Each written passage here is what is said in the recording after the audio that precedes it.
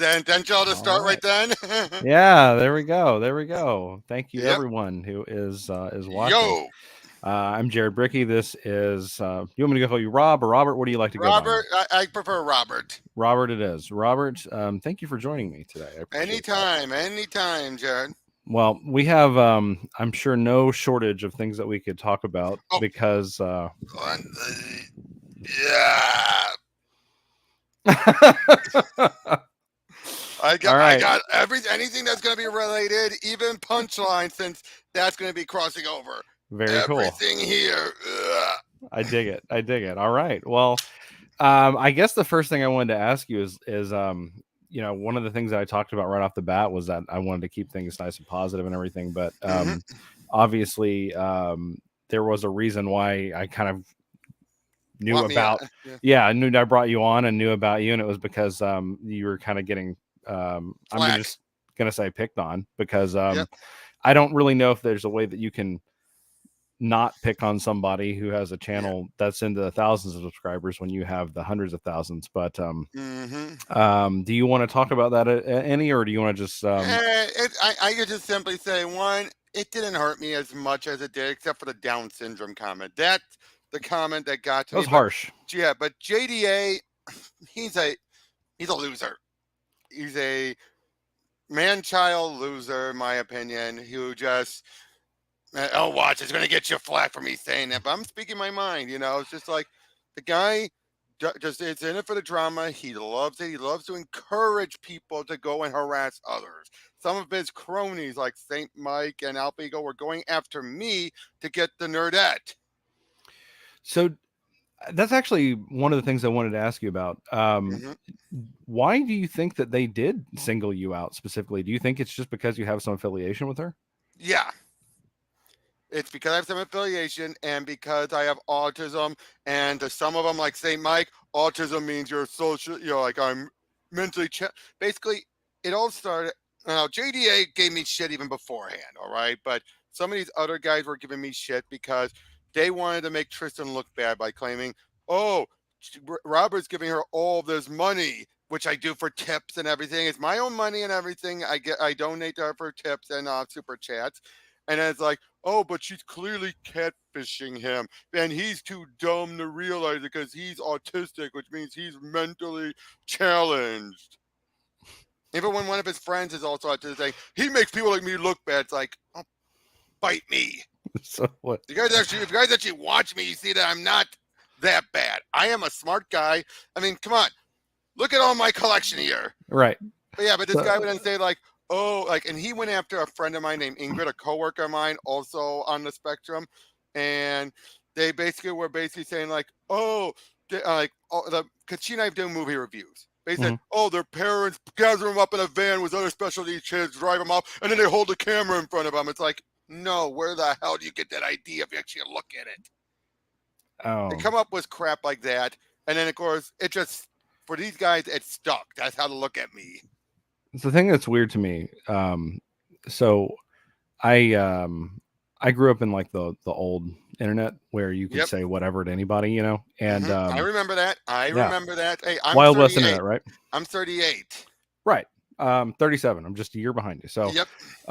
so the thing that's weird to me is that, you, especially because I played a lot of competitive games and stuff. And so Hmm. you have a lot of trash talk. You have people who just say whatever. And the thing that always seemed odd to me is that whenever you had people like that, they would, they would try and say whatever, but you just kind of ignore it. And so Oh if they're yeah. bothered by something that you guys are doing, I'm not sure why they don't choose to ignore it. I mean, it's not like you're going at them, right? Oh no, no, not at all. Only when they started it first, and then I would eventually be like, "Oh, forget you."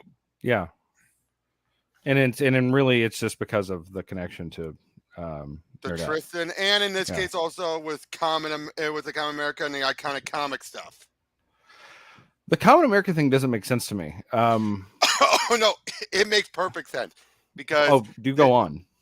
because Ethan, look how many books has he actually put out? Not reprints, collections. How many new books has he put out in the past couple of years? Is it? I mean, One and a half. okay. I was gonna guess two. I thought it was two. Two. but he's barely put that out. I still haven't gotten mine yet. Yeah, I was going to ask you about that. That was another thing that struck me as strange Yeah, because, I haven't gotten mine. I well, know some. so you're a customer. Yes, I backed that book, and I was willing enough to stick with it. I did not ask for refunds or anything. I was willing enough to stick with it because when the campaign happened, I was still in on everything. As Yeah. time's gone on, I'm like, oh. And even again, originally like, I'm not going to buy anything. I'm just going to buy Cyberfrog. But now I've reached the point where I'm like, not even. Yeah, only like So 400 out of a couple thousand have gotten it. I wasn't one of those lucky ones. you're a customer. So you have given him Yeah. money, and did he not know that, or did he just not Oh, he care? And knows. he just I've he had him knows. on. I've had him on my show once. I've since unlisted that video, not deleted, but yeah, I've had him on my show. He was a nice guy on that show, but So that's just strange. I don't. I just seem it's such it's weird his behavior. ego. It's his ego. It's his narcissistic ego where he thinks nothing but himself. And that if anything makes him look bad, like Iconic Comic makes them look bad because they get how many books out in a year? A ton. And just by Tim A and Mark ton. alone. They're I don't want to say that like they're They're I like well-oiled long machines, what I term. say. Well, long term, like I want to get to I would love to get to a point where I'm able to be as productive as they are. Now, I've said I this. have They are there are one a of the. lot of people that I look at within the indie comics production, Mhm. like the way that they do things, and I look at them and I think, man, I want to get to that guy. I want to get to that guy. So I see people. I see I don't know if I can call them Just peers one yet. sec. Yeah, right. Keep going. Keep going. Yeah, I don't know if I could call them peers yet. I would love to. I've got a book. I'm working on it. We're working on coloring, and hopefully it'll be done this year, which would be great.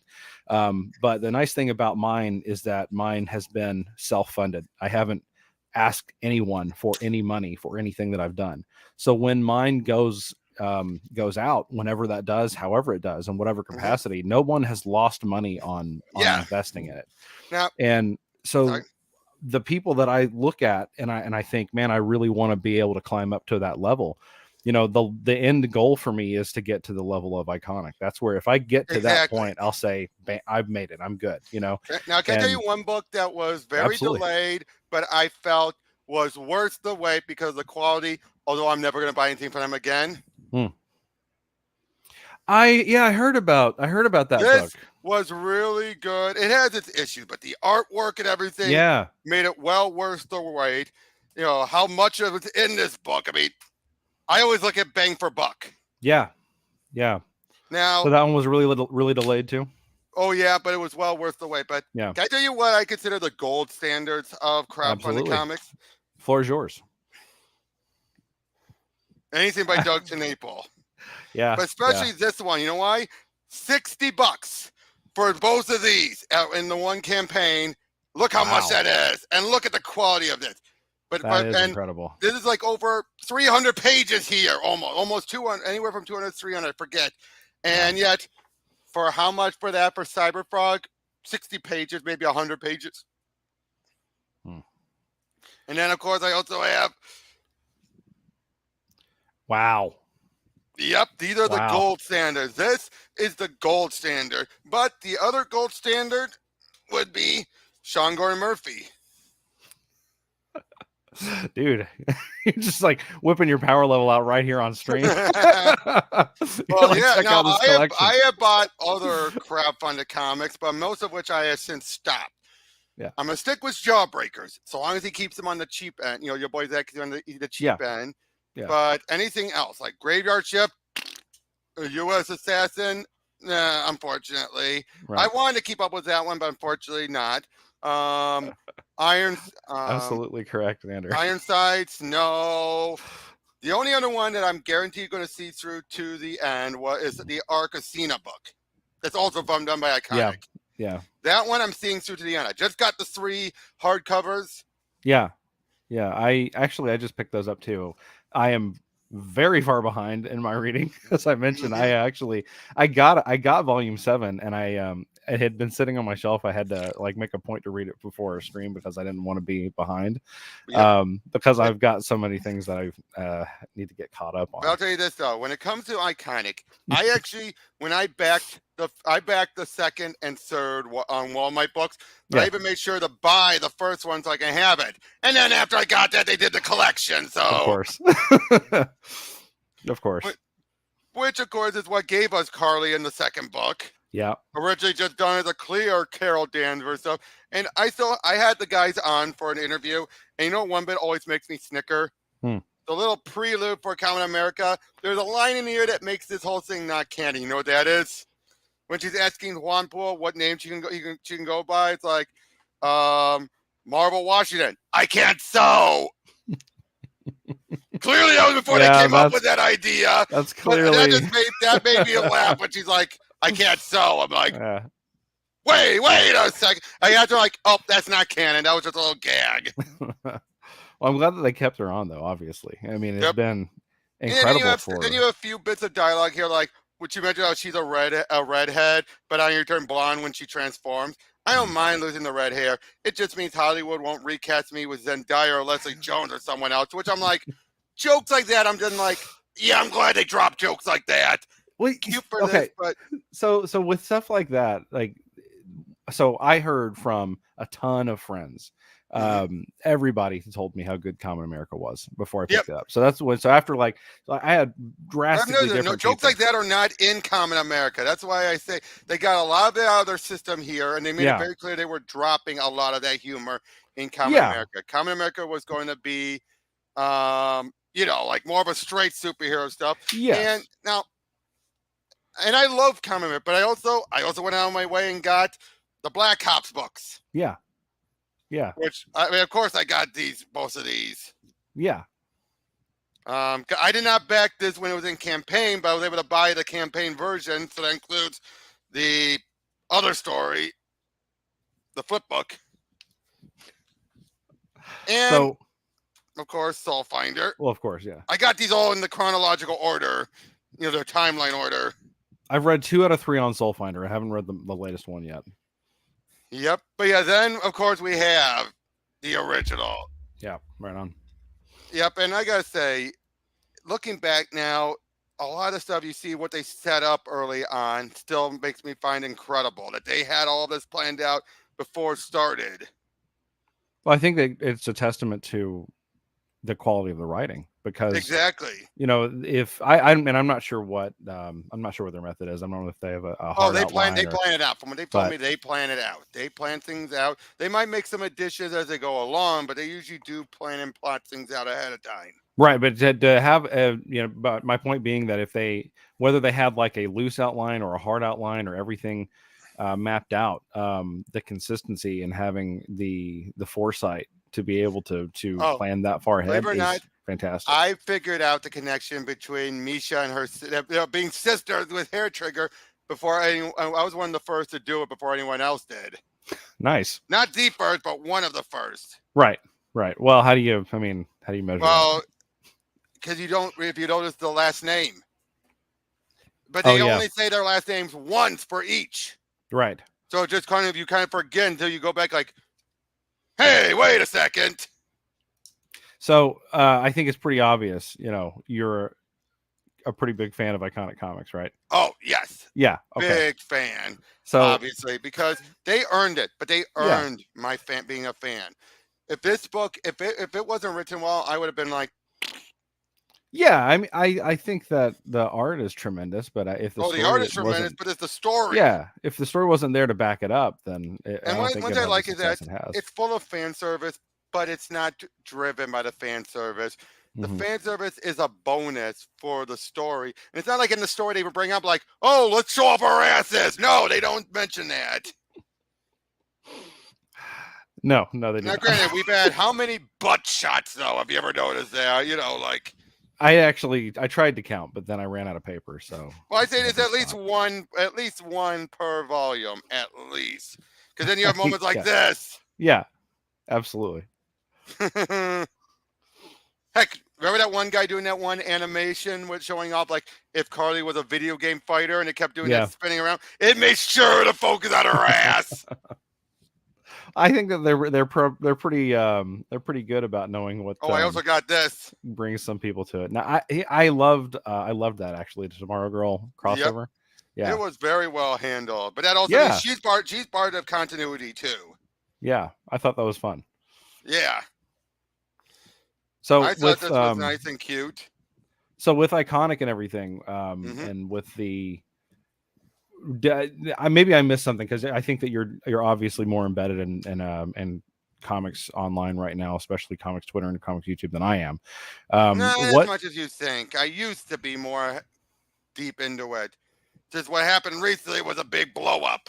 Yeah. Well, where do you kind of connected to that blow up? It kind of seemed like I was wondering, do you know where this anti-Common America Yes. sentiment started? Like, Yes. because that It's seems like it came like out I of the said, blue it recently. started because when they started getting more books out. That's where it boils down to. They've been able to get more books out and they actually focus on their book. When you have Mark and Tim, they cut back on doing the trashing current comics, Twitter stuff. They still will do it here and there, but Yeah. nowhere near as bad as Ethan or some of the others. Like it's not their forte. They don't do videos trash everyone. Doug doesn't even do it that much anymore with Soul Finder. Yeah. So it basically everything Ethan is not. And it's basically a perfect people to say, Ethan, they have their shit together. Why don't you? So I So it's a obviously, matter. So it's a matter of going at Ethan's ego, and you have so many of his sycophants around him who will just be like, "How dare you insult Ethan?" Ethan says, "Oh, it's just for that." Yeah, Ethan, you're right. Hail, Mr. Sunshine. I was because I It used to be Hail Caesar, but they when dropped all that. this stuff started, I was kind of trying to follow where I've the been trigger around was. since before Ethan got on board. I've at least kept Yeah. my foot in the door anyway. Yeah. So And yeah, it was purely okay. Initially, it started because originally Tim Lim was going to do the artwork for Cash Grab. okay. That was Cecil's book. Okay. But because of stuff with Walmart and among a few other things here and there, led to a falling out with Ethan. Okay. And at first it was a little bad, but not too much. And Tim's been just trying to keep it on the down low for the Yeah. most part. But then Ethan just won't let it go because why? He always needs someone to attack, always someone to mock and belittle. And because of all how they actually have been starting to get success, he can't have that. He cannot have someone doing what he promised, but doing it more frequently.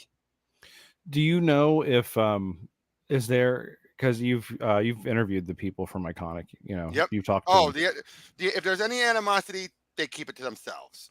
Okay. So if if they are bothered at all, slight jabs. They'll take slight jabs here and there, but they're not yeah. going to dwell on it. They're not.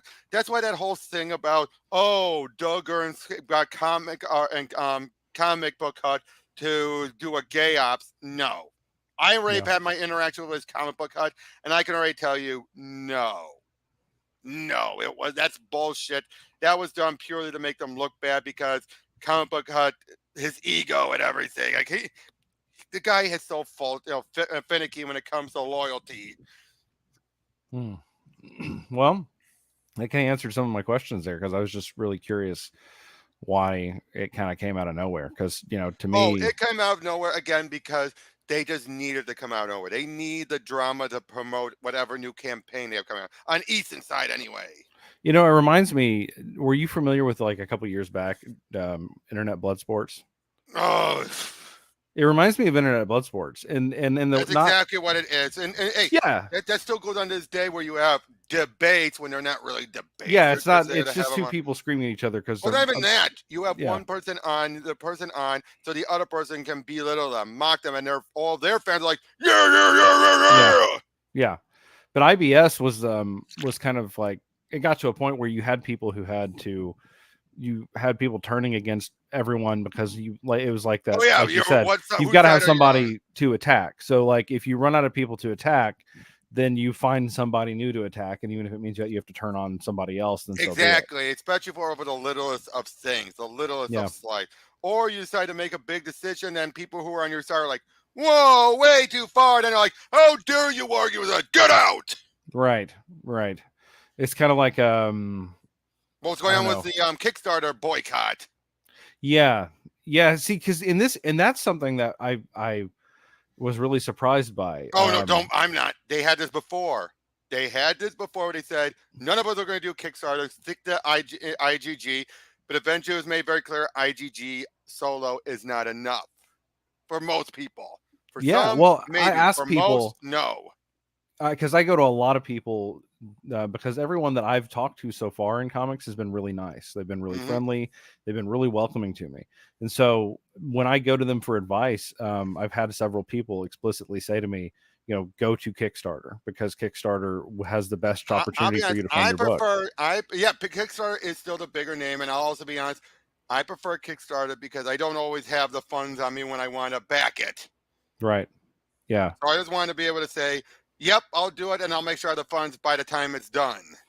Yeah. And so well, me seeing so many people say that to me and then Hmm. finding out that apparently there is a boycott that's in place. Well, it's because they do drop some people depending on politics, Yeah. but not always. But not always. I mean, again, Iconic Comics is still doing that, but that's because they don't dwell on their politics. Right. And that's the I other mean, thing I is think it's you have obvious what people. their politics are, but I've never Yep. felt like they beat me over the head with a hammer Oh with them. yeah, and that's the other thing is a lot of these people are one like, I'm CG and I'm proud. F the left. It's like, yeah, Yeah. are you really surprised people are gonna kick you out when you're just being that blatant? Yeah. I'm Again, with these guys, they're like, well, we don't care for and they, at least on the face, on the surface, they're like, yeah, we don't care for the left, but we're putting on our own story. And yeah, again, and to this, me, like I want I you call me crazy. I want people everywhere to read what I write. Like if you're yeah, left wing or right exactly. wing or wherever, I want Exactly. you to read my And book. that's why I keep telling people.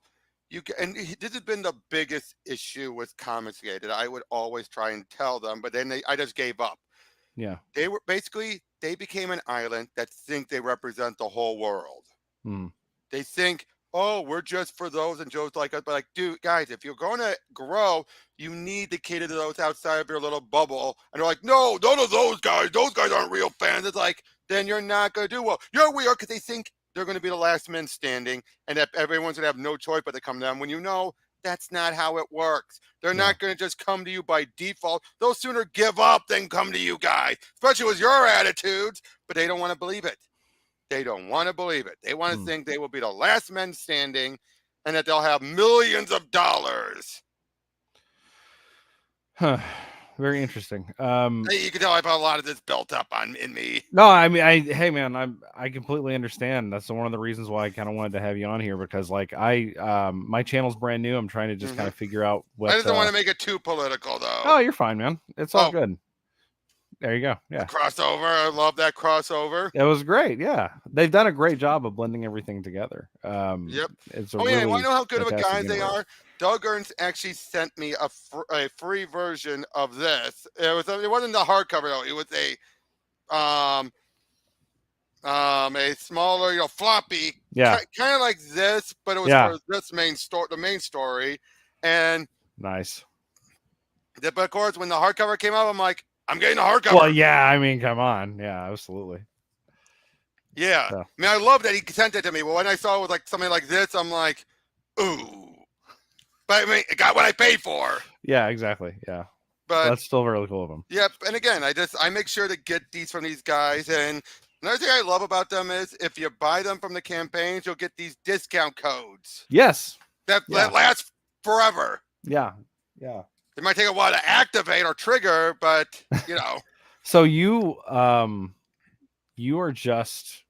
just love comics is what I'm getting from you, right? Like, yeah, you don't like. So I don't know. So you seem like I'm a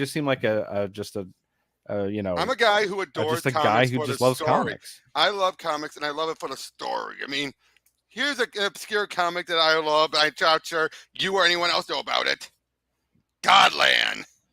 I do not know about it. That's true. I have to admit. I'll just show a sample of it. Let me get a good one. Oh, come on. Aha. Very Kirby-esque. Oh, very nice. But yeah, that tells you the type of things I'm into. I'm into wacky stuff. I'm into obscure stuff. I'm into hold on. Thunderball, mainstream stuff. I got the Yeah. Thunderbolts omnibuses. I'm trying to get the Peter David Hulk omnibuses. Because like finding me to fight. I have my own Kofi. I'm telling people, get me up to 250 and I'll be able to buy volume Yeah, 1. I saw that. Yeah. But my point being, you love comics, and I so love comics, and that's part of initially why I backed Ethan, and people like Ethan at first and all that, because I 100% felt like, Xander. what can they do 100%. wrong? Yep, what can they do wrong? And then as time goes on, I'm like, it's not worth it. Yeah. It's not worth it. The event I used to be like, I'm going to buy these for the creators I like, but eventually just got to the point where I'm like, I'm just going to focus on the books I like. Yeah. And that's why Kamen America has won out. Yeah. Because of that. It won out because it came out, it kept the quality. I'm intrigued on wanting to continue the stories and everything. I love the characters. Consistent. Yep. They produce consistently. Yep. In fact, it was the one moment that made me decide to double down and be like, I am staking through this for the long haul. Was in volume 3. Mm-hmm. You want to care to guess what the moment was?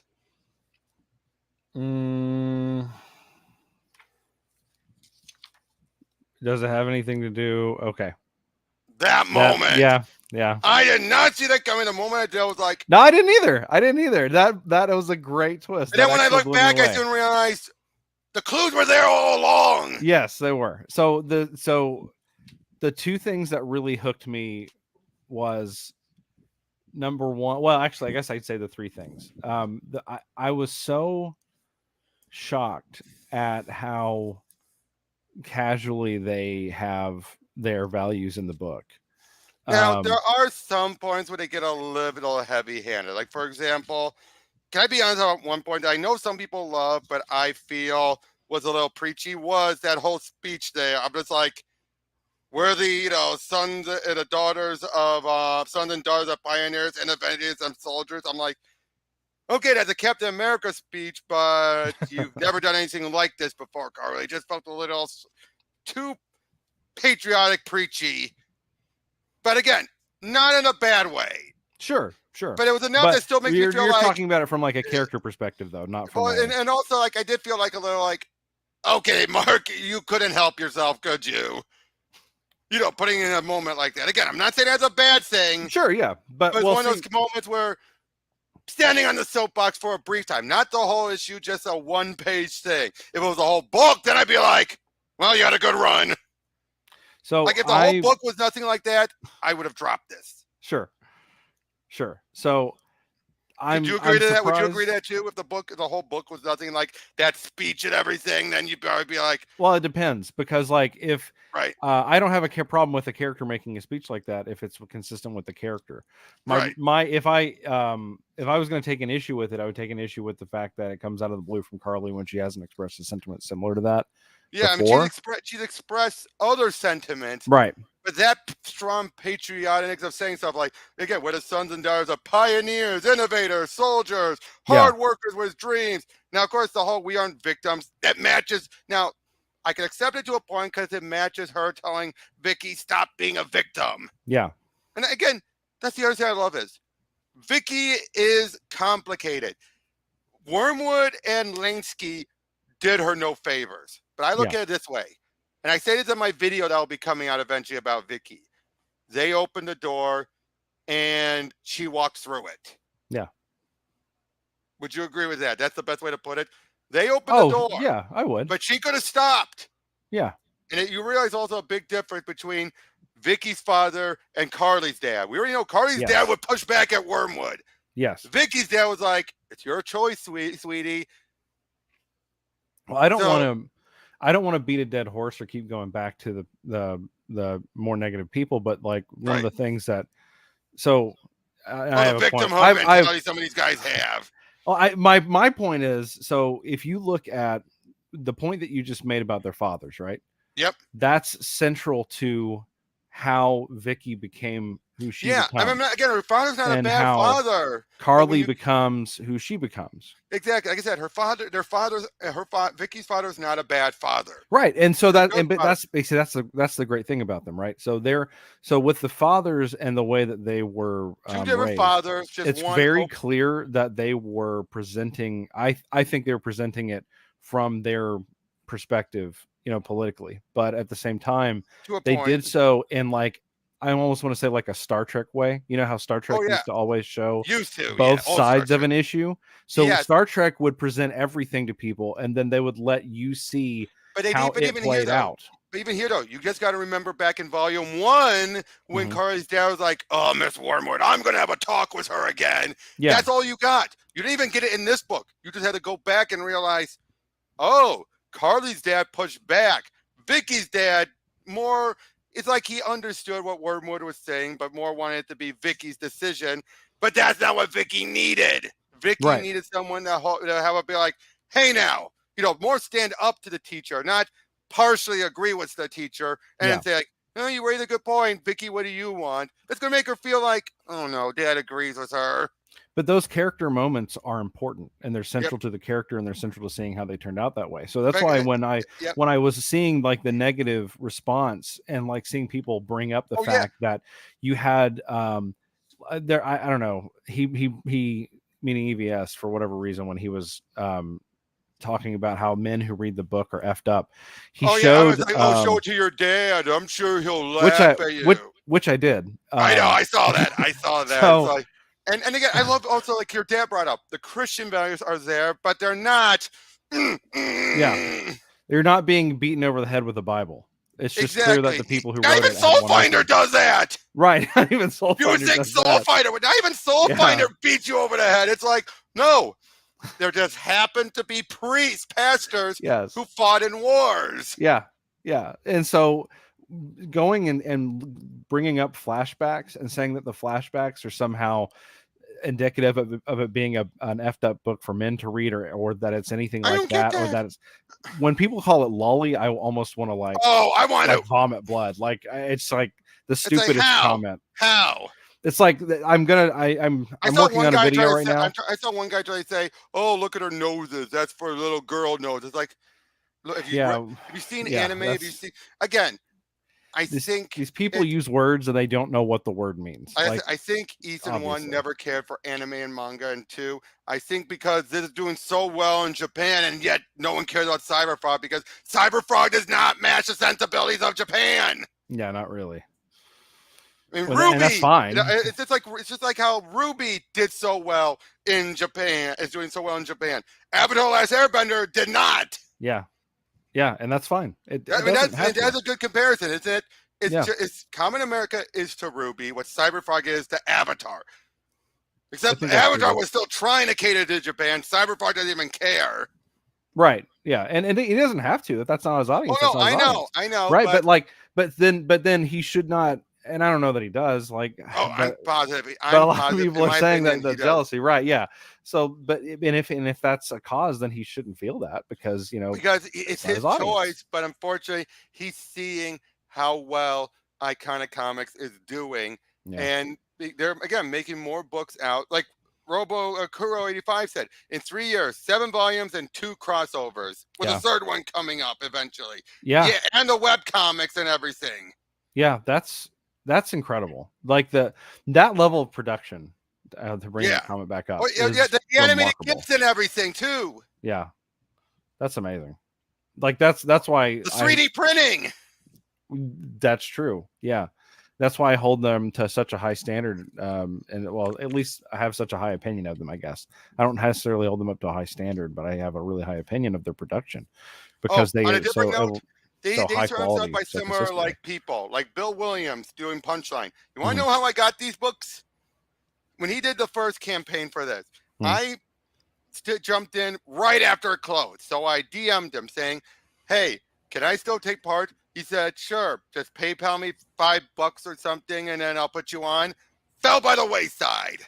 And then this campaign came out. I pointed it out to him, saying, "Hey, you completely forgot about it before." He was like, "Oh my God, man, I'm so sorry. Tell you what, both of these free." Nice. and I got both of them. The one was going to get, and the other one for free because it fell through. But that tells you again the type of nice guy he Yeah, is. And I that's great still customer service. exactly. And I still got the autograph signed and everything. But that type of mindset matches up with Doug, Tim, and Mark. If you notice that, they all have these similar, sensible mindsets and everything. Yeah, yeah. Whereas again, Ethan is all like, I mean, look at what happened going to Eric July for a second. You had a guy saying my signed book didn't come in. So what did Eric say? Oh, you have to buy another one, but then if you want to get signed, you have to meet me at a convention. It's like, what kind of service is that? That's weird. I had Even your boy Zach, when he did Jawbreakers, the first Jawbreakers book, it came out. There were some printing errors. What did he do? You send me the word, and I'll send you a copy, no charge. yeah. And that's why I still have 2 copies of that first one, because the first one had very distorted printing. Like basically it makes your head hurt because it's like a slight double print. It's almost like it's a 3D book, but you have a 3D glasses. Weird. Well, It was a shift in the printer, like the printer kind of shifted or something. okay. Well, I will give a little credit. My experience with Eric's customer service was fortunately completely different because I had I'm I had just one using that that I got. example. I'm sure he's been good everywhere else, but that particular example made me like, yeah, what? that's surprising because what I did and that was I still remember Eric directly tweeted it. There's the tweets out there somewhere. Yeah, I got a signed copy, and the binding was weird. And I emailed his customer service and said, "I think the binding on this one is messed up. Can you confirm?" And they didn't even like say yes or no. They just sent me another book. Was it signed? And it was signed. So that surprises me because my experience was just like it could have been a timing different. too, though. It could have been a timing. Like they probably be out of the signed copies now. That might be the case, yeah. Because like by the that time was last year. When you got it, they could afford to do it. When the other guy did it, there weren't anymore. But that's still not right. It's like, come on, man. Yeah, that's why it surprised me so much. Because like if there was such I'm sure now I say this, I think Eric has his ducks in a row much better than even Eason does. I am astonished at how well organized Eric has been. And the fact he's gotten on those sisters, he's gotten Chuck Dixon on now. I'm like, I'm not going to buy any of his books. I have no interest in any of his books. They do not appeal to me at all. Plus, I'm not a fan of how he treated Tristan once before, but it's more because I have no interest in the books. It's like, I got this. I don't like the price point either. The price point here I love the price point here. Yeah. I may or may not, but I'm probably going to pick up 2. But 2 is going to probably determine if I pick up others, because I picked up ISOM 1 and I liked it okay. But I have no interest. I felt like it was I feel like it was a lot of setup, and depending on how things are paid off, I'm either going to really, really like it or I'm going to be really disappointed. Because if it pays off the stuff that it set up, great. But if it doesn't pay it off, then I'm going to be pretty disappointed. By the way, I've had my own stuff I've been wanting to do for years, making my own hero stuff. Give me a moment. Sure. Yeah. Hold on. Because I'm going to show. I like to showcase some of this artwork I've got from friends of mine and from but yeah, from friends of mine and all that. Just give me a moment.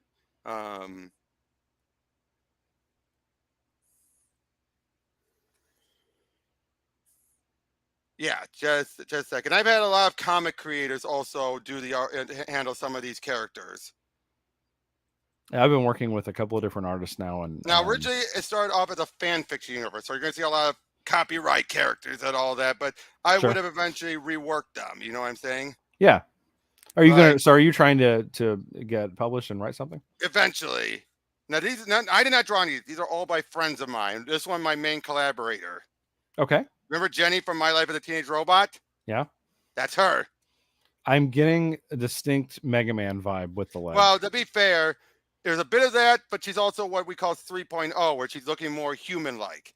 Okay. Okay, but let me skip on ahead to where you can see a bunch of these other. Oh, this one's a villain of ours named. This one named Assassida.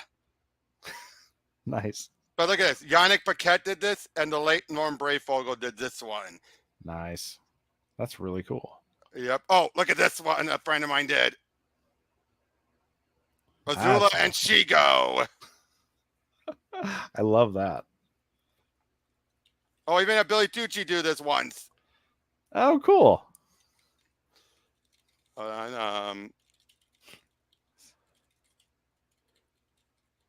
oh, look at that.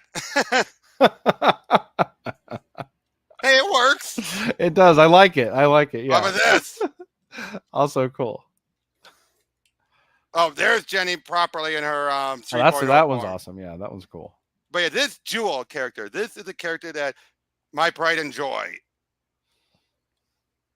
And I've had people like Ale Graza, Angel Medina, Art Baltazar, Craig Russo, George Perez, Wow. That's Jake cool. Scott Campbell. This was a free sketch. Jimmy Gonley, Joe Prado, Katie Cook, Nate Lovett, Phil Hester. This one was a free one, but he went all out. That's awesome. Phil Jimenez, Todd Nowak.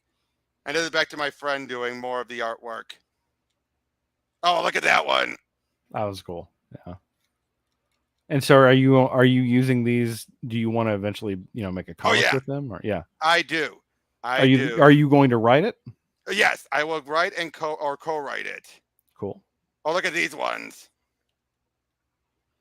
Nice.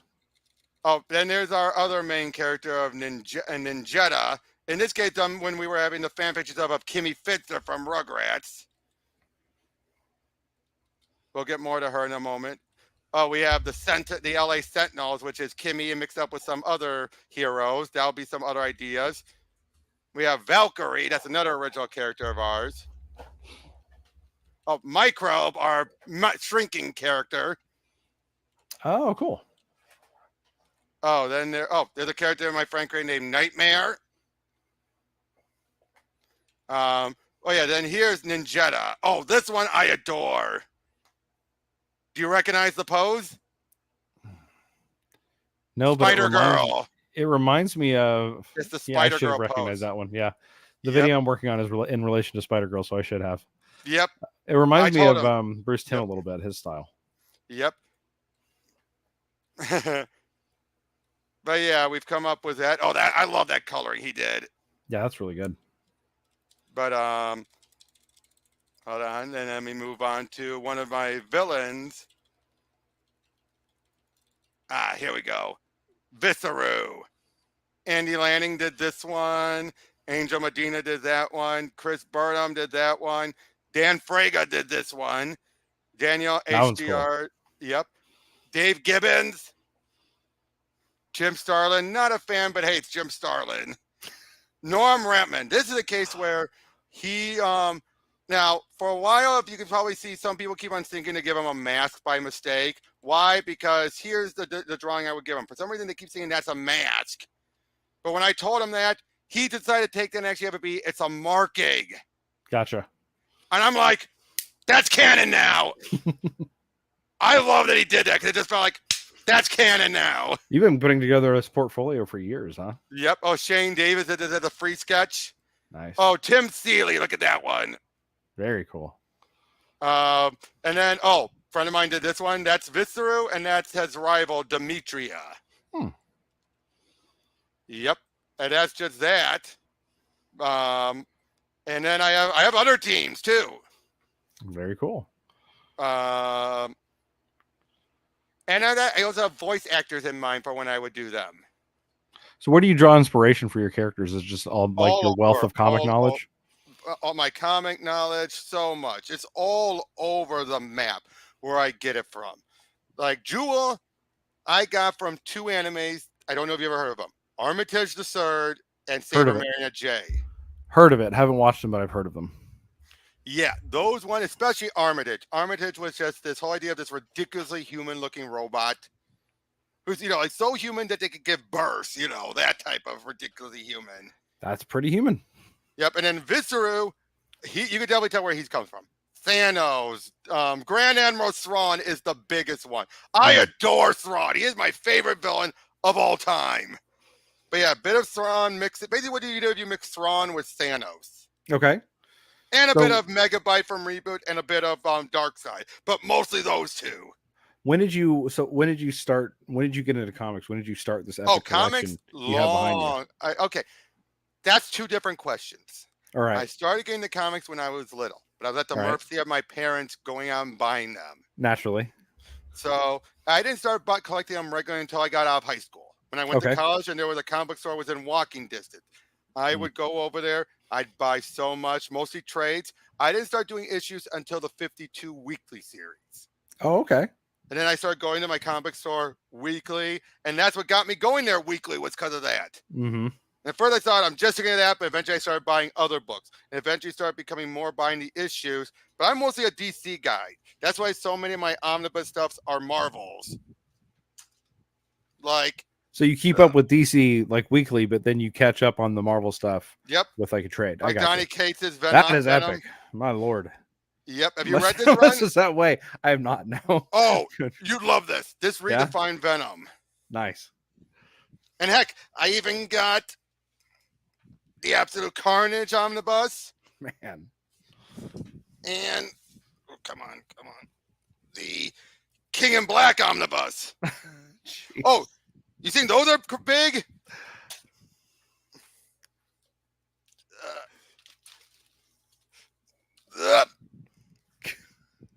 Woo. Also, hold on. I just love showing off my stuff and game reactions. I don't like that blame for you. people. I understand. I would too. Yeah. Look at this monster. Holy crap. I also got Why the Last Man, the complete omnibus. Ex Machina, the complete series, all in one big omnibus. Grant Morrison's The Invisibles. Wow. I also got, now this one I got for a very great price. All three of the Invincible compendiums. Wow. So the entire run right here. Let me ask you. So I've heard some people say they like the show more than the comic. Are you a comic I original? still haven't read through all of it yet. Okay, so have you watched the show, or at least the first season? Okay, and so I did enjoy the show. There's a lot to like, then there's other stuff to not like. Okay. Oh, by the way, you want to know what my first crowdfunded comic was? Although technically I didn't actually back it, but I bought the book when I met the creator. Jamal Igo's Molly Danger. Okay, cool. Interesting thing about this story, though, is this girl has the mind of an adult, but she's stuck at this young age. Which you can find a little iffy was you're like, you know what I'm saying? I do. With that the concept, but the concept, they make it work, though, because the part of the problem is that she's treated like a kid. Yeah. But again, so it's more that idea, because this is Jamal Igo after he got done with Supergirl. Okay. After he got off of Supergirl, this was meant to him kind of do something someone similar to Supergirl. Well, I can just look at that artwork. That's solid, man. Yep. I can appreciate the collection. Standard. Unfortunately, it didn't. The second campaign didn't do so well, so it's kind of been meandering. Kind of in hiatus. No, I wouldn't say hiatus, just meandering. Gotcha. But like I said, you see, I have so many. Mostly mainstream, but I've shown before some other indie stuff. Yeah. Well, I can talk more towards the indie stuff than the mainstream. So, oh really? To lean back, well, yeah, because to lean back towards iconic and specifically Kamen America. Yep. So with Volume 7. Oh, yep. Hold on, let me go over that. Right. So with Volume 7, I think this is my favorite cover. You probably guess why, fantastic. Right? Yeah. So, we got 4 viewers right now. So if the 4 of you, for whatever reason, have not yet read Volume 7, spoilers. Spoilers. If I can be honest about 7, as much as I like it, it feels too much like it's part 1 of 2. It feels like for the first time, this is the first one to have that feeling. I don't disagree with you. Yeah, I can. I'm not saying it fully as a bad thing. Right. Yeah. But it felt the most incomplete. Yeah. Out of all of the issues, because they knew they were leading into the next one. It felt like it literally ends in the middle of some stuff happening. Even with 3, it ended abruptly. But it then made clear with the backup story, oh no, that's intentional. Vicky got away, and that's going to lead into the crossover. That at least felt that way. This Yeah. feels like, you know what I'm saying, right? I know exactly what you're saying because I'm not saying it's a bad thing, no. we end right in the middle of a showdown Yep. Plus, between one of it the also Zen Rangers and Siggy. Siggy. Yeah. Which, by the way, you want to know the voice they said that they see for Siggy? Oh, do tell. Lorenzo Music. Really? Garfield's voice, like that. For some reason, they said, I don't agree with that, but I'm just like, I wouldn't have interesting pictured choice. that. No, I never would have. I never would have pictured But that. I don't think he means exactly Garfield. Like, he'll Well, still be like, no, I would think not. Yeah. but this kind of laid back, chill kind Yeah. of voice. Yeah. I Like definitely I have. said, I definitely get a laid back vibe. Yeah. oh, I gotta ask you this. Do you think they're going to go pushing for Misha getting together with Ice-Testosterone, I with hope not. Chad? Why not? I think Well, they are. I think they might, but like I don't know. I Well, don't see them. her and Siggy are done. Let's be honest. I know. We'll see, and so that's one of the things I want to talk about. Like, Oh, yeah, love that moment. yeah, Seeing yeah. her That was great. dad, it's just like, wait, I know it's like, no hard feelings. And he's like, Let's see why yourself didn't you tell in me? that moment. Hey, Yeah. you said it was no problem. Like I said, I love this book. But you get why I'm giving my criticism about it, right? It just Sure, felt, yeah, I understand. I understand where it you're coming from. felt like this was the most blatant part 1 of 2. Not Yeah, it didn't feel all the others, even if they ended on a cliffhanger, it still felt like like I look at it like this, like an episode of a season. yeah. Each one felt like an episode of a season, and even volume 4 felt like the one part done in one final episode. Yeah. Does that make sense? Like that felt like the season finale in one episode. Yeah. This feels like the season finale in a 2-parter. Yeah.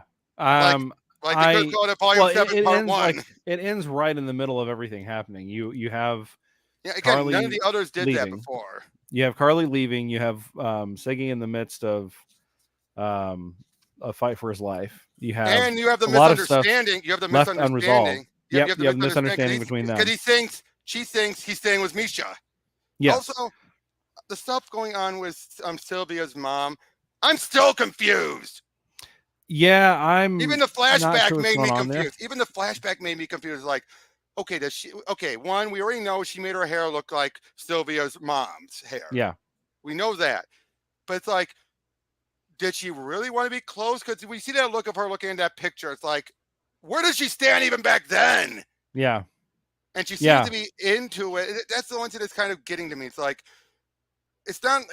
I think she's like the Vicky of this story, but we're knowing that there's something going on up front as opposed to towards the end, where there's a twist.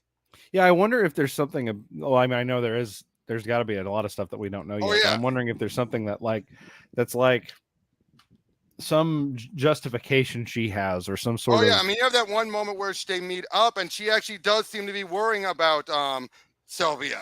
Yeah. When they in volume 6, where hold on, let me get to it. Yeah, this moment here. Mm-hmm.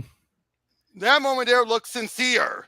Yeah, it's like I don't think that she has any ill will towards her daughter at all. Towards her daughter. But then you see her action here. Yeah. Where she's all like, then let's manipulate and utilize these other kids. I agree with Xander here. It is a really weird middle ground. Like, what is your damage, woman? Right. Where you're trying to figure it out. This bit. Yes. Yeah. That smile. You're just like, seriously. It's like, is she in this just for the money? I mean, clearly she doesn't buy into this crap about light pollution. It's clearly it's a big question. She doesn't believe how much it. is she in on it? And I'm starting to wonder, does Lansky actually have a power? Because there's no way. What? Look how convincing he has been to turn people. He is too good at his job. Way too good. It could be kind of where she might think that what she's doing is a necessary evil to achieve something else, based on information that no one else has, or that we don't have. Now, here's something else. I saw someone made this theory, and it got me more intrigued. You think Schultz represents the aliens where the Chimeratons come from? Because Schultz is clearly, since they've hardly utilized him, he's still going to be the bigger threat. Clearly. Yeah. And we already know he can enhance powers, Yeah. or if not give them. So I'm thinking he's the one who gave the Xena Rangers that. Also, the Dr. Light knockoff guy. Yeah, that guy. What is held over him? Yeah, because he Because remember, like first because like appearance, he's Carly totally said, she still fine. trusts him. Yeah, but at the same time, we already know, especially with that one interview and everything, he's sweating. It's like, Yeah. what? And then we find out he's the one who insisted on one of those Xena Rangers who was his assistant. You know what I mean? Like, it's confirmed he doesn't have any powers. He's just that good at the job. Oh, I didn't know they confirmed that. True. That's true. So it's been confirmed. Okay, because he kept giving me that vibe that he had powers because he's just too good.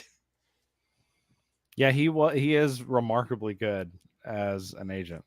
Oh, here's another question. Do you ship Sylvia with Sawyer? Well, look, I don't know. I need to see more chemistry. Okay. Like, True. sorry. So I have no dog in the fight with either Carly and Siggy or Siggy and Misha. I only feel bad for whoever is left out. And Oh, apparently now that's Misha. who So do you like, think she's talking to? She talking to Vicky or Hair Trigger? I think, It could be one or the other because they both wear yeah, the orange. You could barely see the orange, but it could be one or the other. I'm thinking it's Vicky though. That would make I'm sense. leaning Vicky.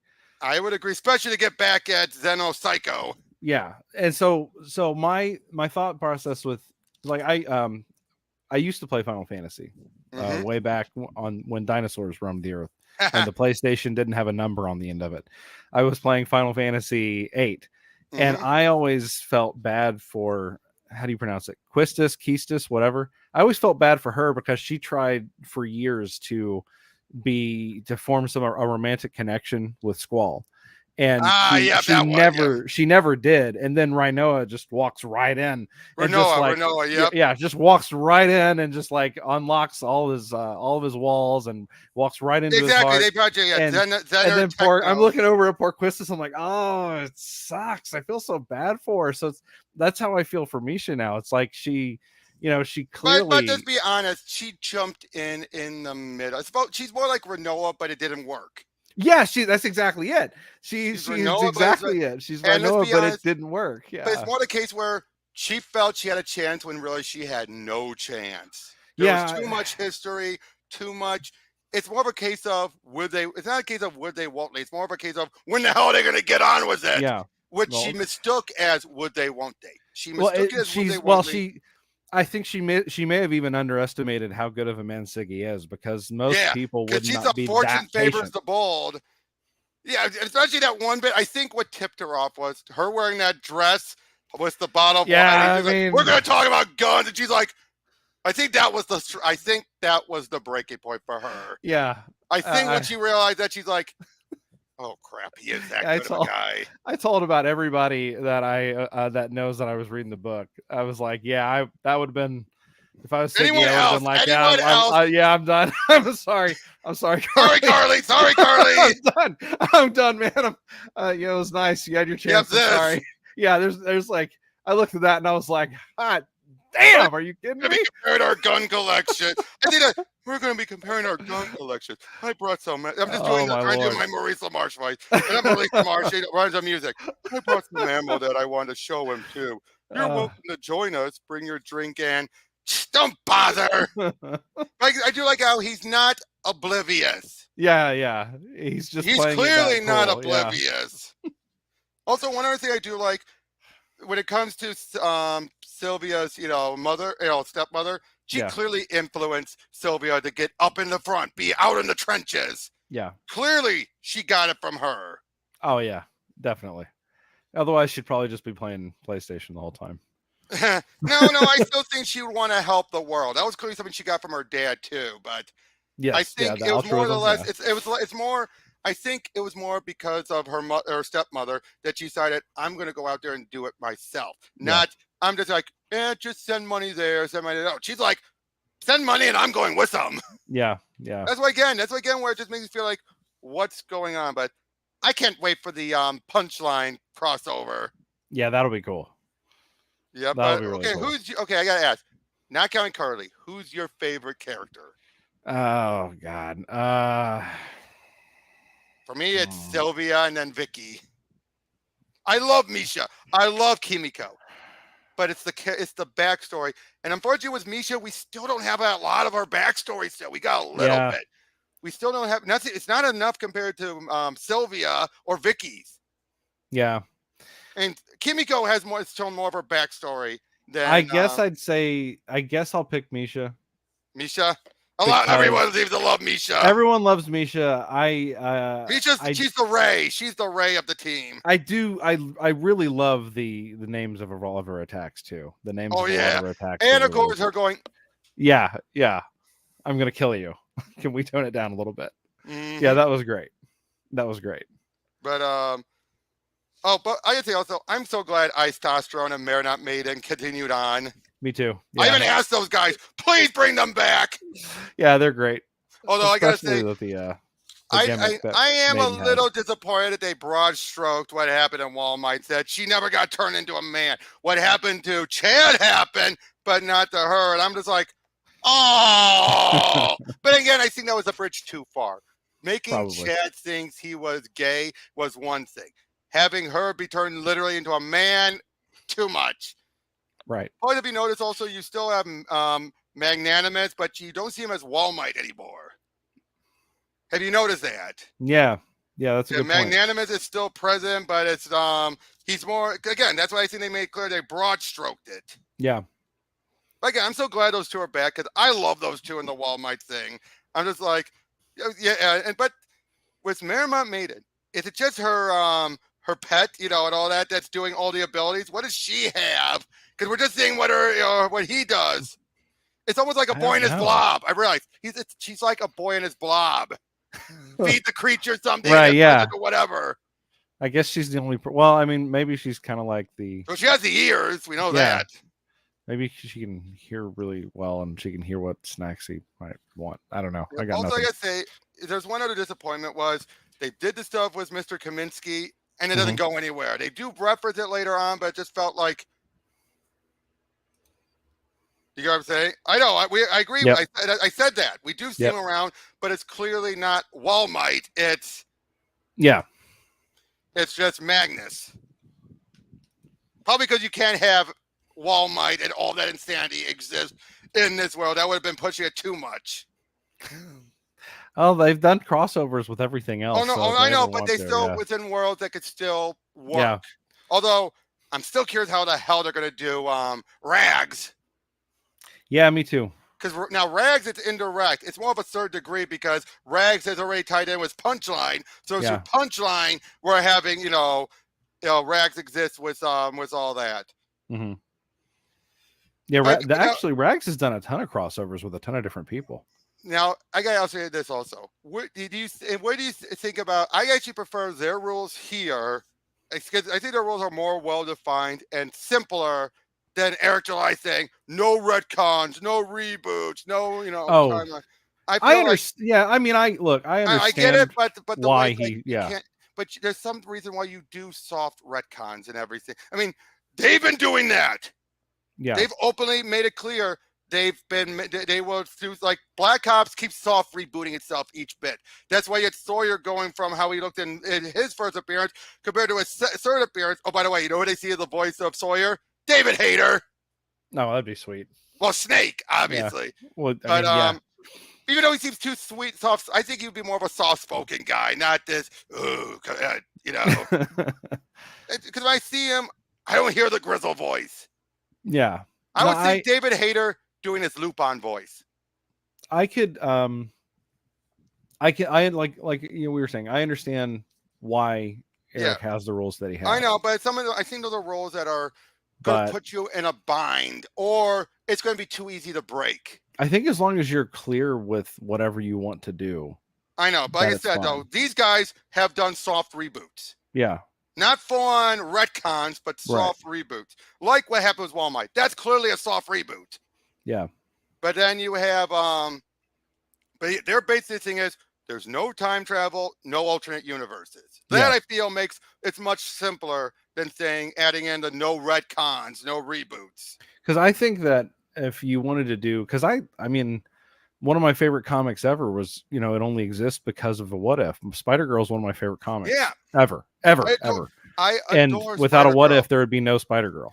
Exactly, but So like I said though, the fact that they say no alternate universes, no time travel, perfectly fine. yeah, absolutely, Yeah, absolutely. like I said, those are fine. But when you say no retcons, no reboots, that's where I'm like, what's your definition Yeah, of a retcon or reboot? That's why I feel it's too. You're opening yourself up for trouble if you make that clear up front. No retcons, no reboots. yeah. It's I almost think impossible. It's almost impossible. because sometimes a retcon or a reboot is correcting a mistake that can happen too, Exactly. and you have So to when be he able to says give that, yourself a chance to do I'm that. saying you're inviting trouble. Yeah. When you make that, when you push that so hard as one of your edicts, Mm-hmm. you're asking for trouble. Yeah.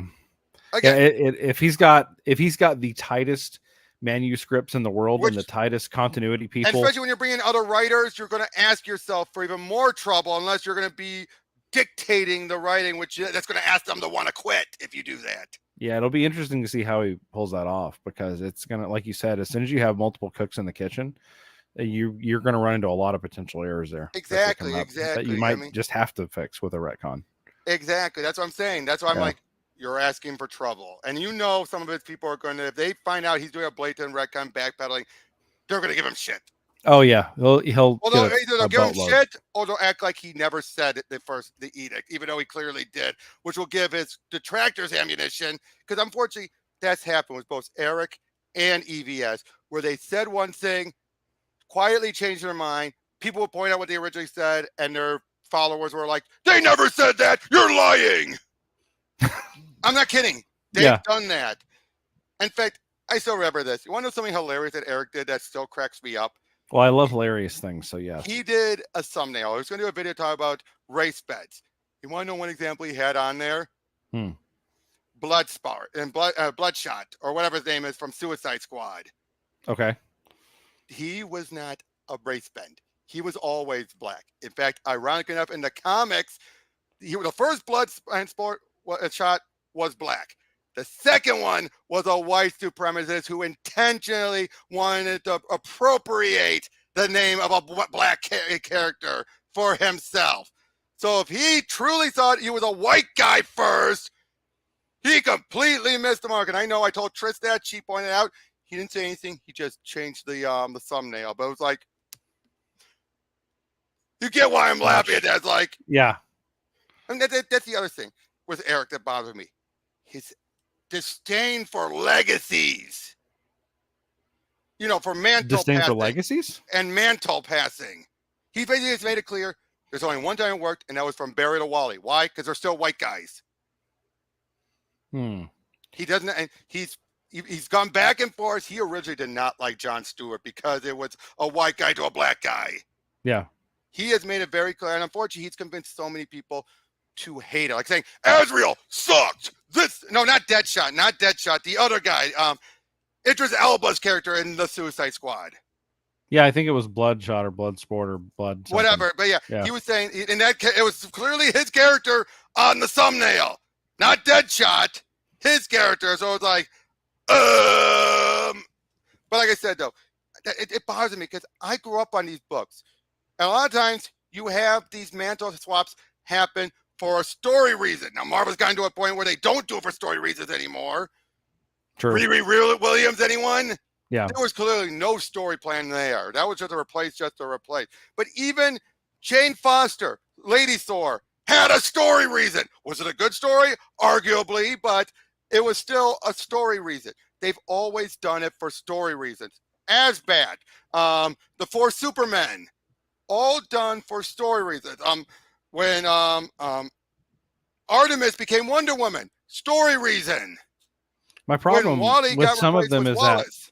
that I don't know, Eric, but I don't like it when people don't have their own unique identity. Oh no, I get that. I like the idea of passing a mantle, but like in the case of like Jane Foster, Thor is a name and not an identity. And I agree with that. But again, there was a story reason. There was a story, yeah. And that's but like why the mantle should be of being the god of thunder, not of being Thor. And I agree with that. But I'm just saying though, but when there's a story reason behind it, I'm less likely to dig on it compared to it being done half. But then when he started saying stuff like, there was a point where he said She-Hulk was done for was a token. He started calling She-Hulk, Supergirl, all tokens, when it's like they're their own character still. The way that he defines it, it fits Oh, with the way that he defines tokenization. Oh, which trust me, that ticks me off because it's basically when his people come to other people's channels. That's what set me off with Eric. Was not any like he could have been fine in his own little world. It's when his people would come to my channel or Tristan's channel and say stuff like that. They're all tokens. That's not the definition of tokenization. That's what Eric said, and that's the factual. Is like the traditional definition of tokenization is just like slapping a character in and saying there's a black guy. And doesn't it typically play off of like stereotypes of a specific sometimes a lot of times it was just that not bare necessary? Minimum. It was more the bare minimum. Okay. A token was a bare minimum effort put into just for a checkbox. But then he changed it to being saying anything that's a race or gender bent is a tokenization, which is not true. Yeah, it's the way that and it's odd because that's his definition. But it's not the definition that I was familiar with before. That's what most people are. But they say it's the new definition. It's like, no, it's Eric's definition that you agree with him on. Stop trying to tell everyone this is what Eric has said, and thus it's law. Yeah, yeah. And even if you I agree with a lot of Eric's points on a lot of things, but I always thought it was weird that he uses that definition I just think he went gone too far in some of it. Like Miles, I like Miles. I think I've always said it.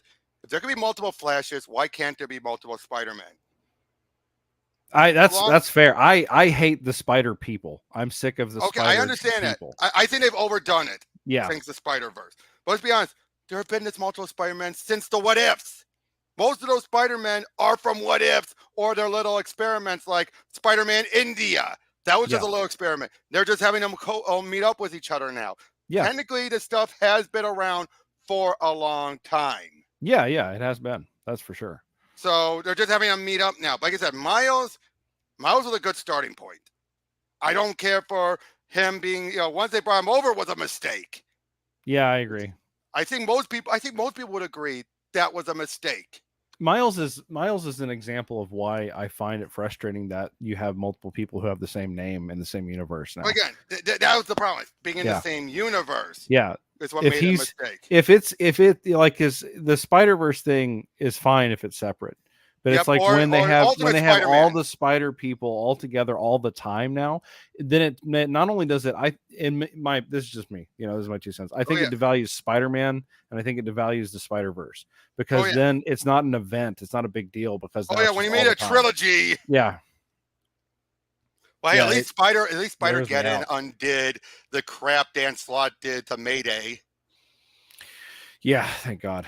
Yeah, Lisa brought her dad back. We didn't see anything more with that, but still.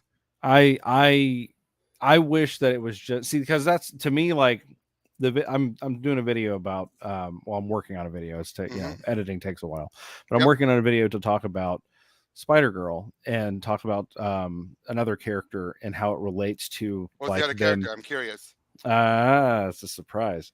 Okay. But the theme of it is characters who are being given the torch from their fathers. And that's my favorite kind of mantle passing because then it feels like it's a true legacy that's being passed on from father to daughter or father to son. Or that I love that kind of stuff. That's my favorite kind of storytelling. Yeah. And look, like stuff like with Wally, I don't agree. I agree he was a good mantle passing. I do not agree with Eric saying it's because he was white to white. It's like,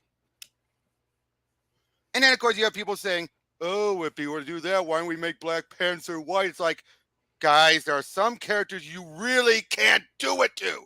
And unfortunately, I've pointed this out to people. There's been more characters of other races who are tied to their races. But the majority of white characters are not tied to their whiteness. There are some, but when you really think about it, what part of their characterizations are tied to them being white? Well, it depends. If you have a perspective that someone's blackness is an inherent quality to them. Well, I'm saying like Black Panther, for example. Well, Black Panther Unless you Black haven't been, Panther unless is you haven't he been from has to South be Africa. Unless yeah, you he haven't been has to from, be in Africa if Wakanda is African. I know, but like Yeah. you haven't been from South Africa, but even that's pushing it when you have to be. It's Yeah. supposed to be isolated. I don't think there were Right. white people as far back as when Wakanda, even in the South, when Wakanda was founded. I don't think so either. But I mean, my whole point is, if you're going to say that someone's blackness is an inherent trait, then you Like must Luke logically Cage. assume that their Luke whiteness is Cage. also an inherent trait. I'm saying Luke Cage. His being black is key to his character. Right. But that's my point. If his being black is key, then someone else's race must also be key. Why is it not key to But I know, somebody else? though when it comes to them being white, I've looked at it, and I look at them and I'm like, would this work with another race character? And a lot more times than I see, yes. Now, not all. Like Peter, no. I hate to say that, but Parker, definitely not. You Why do you cannot think make that? him black because, and this is just from my observation. I'm not saying it's like to be racist or anything, but what happened to Uncle Ben would not have had much of an impact. Okay. Why do you That's think that? I think because if he was black, I hate to say this, having a guy being, like the whole idea of Peter being in Queens, a white guy in Queens, having his uncle shot just out of the blue was so unexpected. No one would have seen that coming. If you get you get what I'm saying, right? Yeah, I think so. Whereas if he was black, the impact is not as strong, especially around in that area. Okay. So, but what if someone like James Rhodes? Rhodey could be white though, right? Rhodey, theoretically, yes, I do think he Because like could. his At like least in the initial early days. By current days, I'm not sure. But by at the start, contrast, couldn't current day Luke Cage be white since Harlem is mm, now so diverse? Harlem ugh, isn't all black people. except Everyone lives in except Harlem. his upbringing and everything ties into him being black.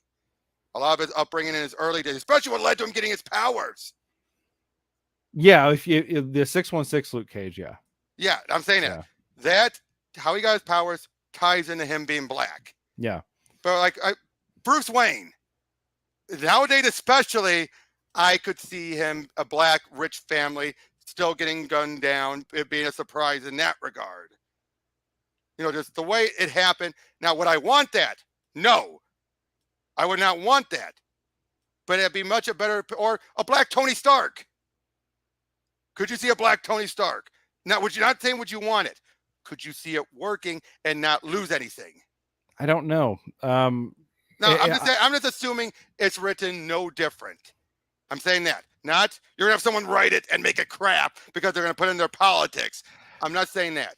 I'm saying if it was written no different and he was black. I think that see, I think that you could apply that with just about every character except for, like you said, people like Luke Cage or Captain Black America Panther. has to be white because of his era. World War II. There was no way in hell you would have had a black Captain America and have him be a public figure and everything. You'd have to keep him covered up and secret back in those days. Yeah, It would I never agree have with you there. worked. You would look at what happened with what's his name? Aisha Bradley. Look what happened with him. That's exactly what would happen with a black cap. Because it happened with him. My I guess I don't know if I want to say problem, but my problem with it is the inherent double standard of saying Oh no. And again, I'm not arguing that. I know you're not. Yeah. I'm giving my standpoint why I'm a bit more open, but to a point. Yeah. I'm open to a point. And I already know, the writing's going to probably suck on most of them.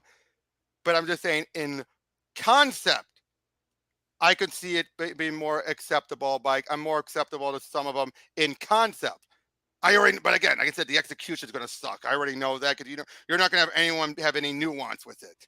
Well, when you make a character, or at least when I make characters, I'm putting together a name and a backstory and who are their parents, Tony Stark. I've done that too. His first name is Antonio, so it's not, so Antonio Stark, that's a first name and a surname that have a certain family to them. So like, right.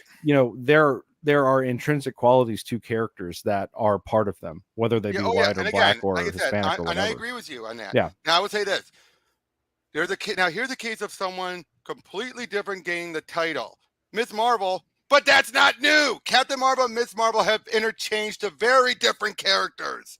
Yeah. So when people keep complaining about Kamala Khan being Ms. Marvel, when it's like, oh, it should be, that's like, would you say Monica Rambeau matched Marvel when she had Captain Marvel? No. Then why are you complaining about Kamala? Because Ms. Marvel and Captain Marvel, let's be honest, they're in that same grouping because of Carol. So why can't Kamala, someone who is nothing like Carol, have Ms. Marvel? But see, I cannot think of Miss Marvel and not think of Carol. Like I always, I think I will always think of Carol. I think of Warbird. That's fair. Yeah. I think of Warbird more than Ms. Marvel. But at the same time, though, do you think of Monica when you think of Captain Marvel? Do you think of her as Photon?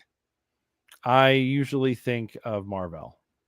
I think about Janice Val, to be honest. Yeah. I think of Janice because I adore Janice. That's fair. Yeah. But even then, though, like I said, the names have been so tossed around to so many people before. And throw Quasar into the mix as well, because you had Phyla-Vell be Quasar. Yeah. I'm saying was that grouping of those three identities have been so tossed around that I see. That's why I'm more willing. And Kamala, as much as I feel like to deny it, she was a hit when she was introduced. That's why bothering people saying she's always been hated. No, she wasn't. She was the Spider-Man for that generation. I'm not saying the current generation, but when she started, she was like the Spider-Man for them. People adored her because she was the surprise hit. If you look at the sales numbers, Purge went over that. It was a big hit. They expected, it's been no secret, they expected the last 6 issues. Yeah. It was going to be a stealth 6-issue mini and just end at 6, but it just kept going because they were so surprised. And then they told G. Will Wilson, okay, then you have freedom from editorial, freedom from having the four things in the Marvel Universe for a good year or two. Mm-hmm. And it worked during that first year or two before leading the Civil War. Great writing. Yeah. Strong writing. Endearing character. They made her a good character. So it bothers me when I see people saying, like EVS saying, oh, one of the worst characters ever created at Marvel. It's like, fuck you. Prove to me that she's the worst written factually. No, it's hard to do. And like I said, objectively. when he's complaining about people, when he complains about female creators. I mean, boy, did you see that point where he got to a point where he's saying all female creators slept their way in? I'm like, so you're saying Gail slept was her that way on in? Was it Tim Pool or was that on a podcast? I think it was Tim Pool or something. No, Tim Pool is where he brought up that stupid Lego thing he keeps bringing up all the time. But it was on some other podcast, right? But we brought that up, and it's like, so you're saying Gail slept her way in? You're saying all these other great, you're saying some of the better writers like Louise Simon. Okay, Louise Simonson was Walt Simonson's wife, so that's how she got in. But still, she earned it still. Ann Nesenti, you saying she slept her way in? I'm sorry, when he says all, no, and I don't even think current writers sleep their way in. Maybe one or two, but I don't think all.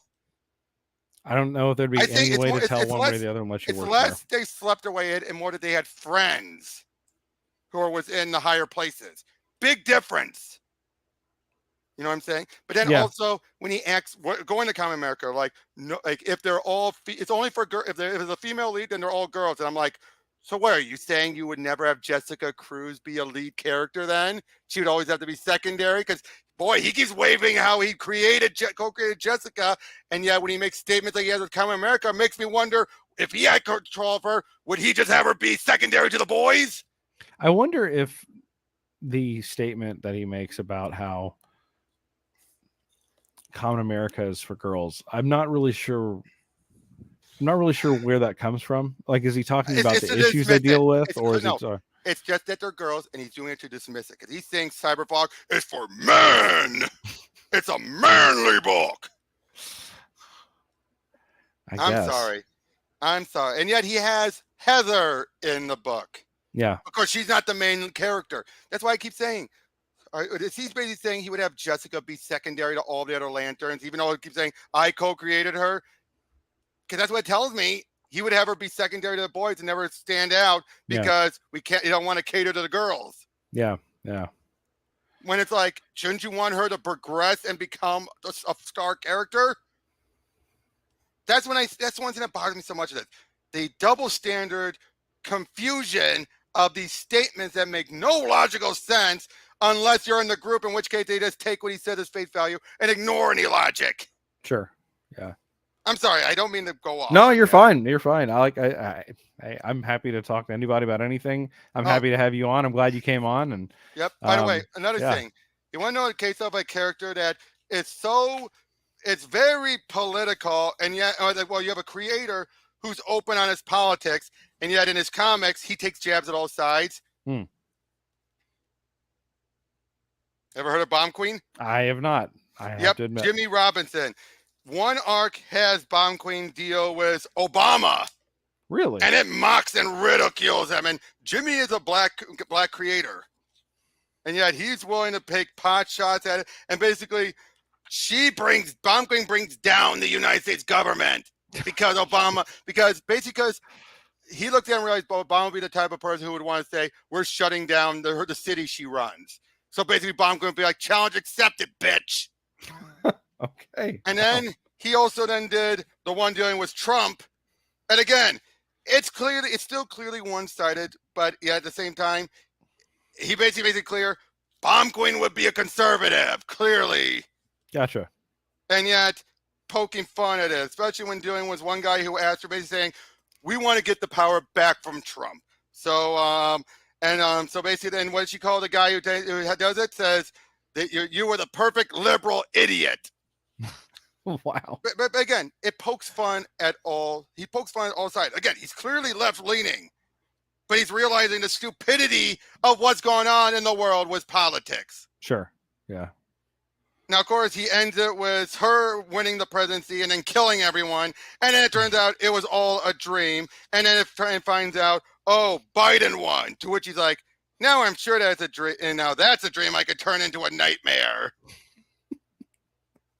You know what I'm saying? So, again, it fits the character. But you could tell, again, he's having a blast jabbing at both sides. I wish there was more like that. Again, it's no secret where he stands. Yeah. But he's basically saying, like, you're all idiots. Right. Yeah. It's just crazy. Of course, again, the cop out, he made it in all a dream, but, oh, by the way, you want to know how she beats Trump? Sleep with him and then gives him a disease that causes him to, in the middle of a debate, shit his pants. Yeah, she basically then wins after that. All right. Let's be honest. I think that would doom Trump if that happened. Yeah, that would probably look pretty bad. Well, yeah, that would completely doom him. But like I said, he's very, he bashes Trump. I mean, even by the end, everyone's getting killed. Even Trump does. Jeez. Like I said, it was in a dream, but still. It's Right. like, Yeah.